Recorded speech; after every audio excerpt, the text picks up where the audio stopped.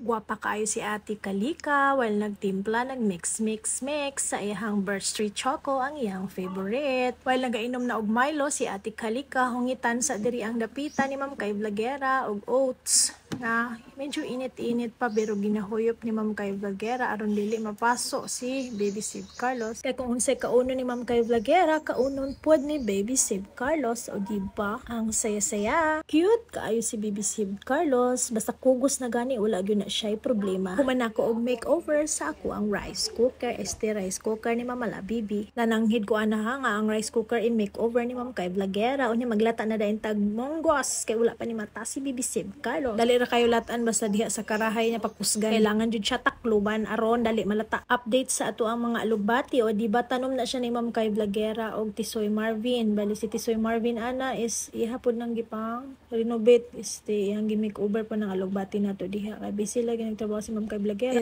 Alam na bantay bata. Igor ako nagpalit og liso ana og similya, pero ang nagtanom gid ana, ang naghikotar gid ang dapita is si Tisoy Marvin. Salamat kay Tisoy Marvin. Moto siya ang ato ang ampalaya niya kana diha pipino, o diba? O gusto mo malipay kaayo, magtanom na mo. O niya nag-grave man gid og ginisang munggo si Ma'am Kay Vlogera. Si Tisoy diha ang nanguha ng harvest og alugbati para isagol sa atong ginisang munggos. Kay perfect pair bi anang kalabasa, ginisang munggos, sayote, and then little tanglad, and little lamas, and little bulad, o diba?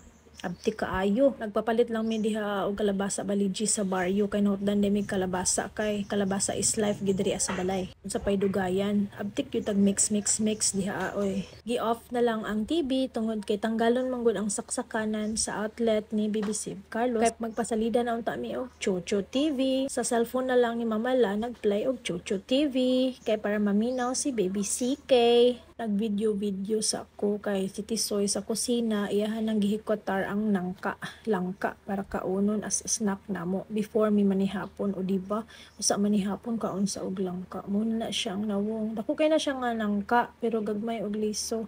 Gagmay pud og unod pero tamis kaayo. Hinatag na siya sayo sa buntag ni Nono, ang caretaker sa Basakan ni Habi, Honey, Carl. Lingaw kaayo mi nangaon sa nangka snack before manihapon og munggos, o diba? Ana ra ka simple atong kinabuhi diri sa probinsya kay pobre man ta. Ug unsa ang naata malipay ta, dili ta mangita sa wala kay pasahon ra ta, o diba? Masakitan ra ta. Charan, luto na atong munggos, o diba? Tisoy Marvin with bulad alugbati mula sa garden. Mangantayon, simpleng buhay sa probinsya.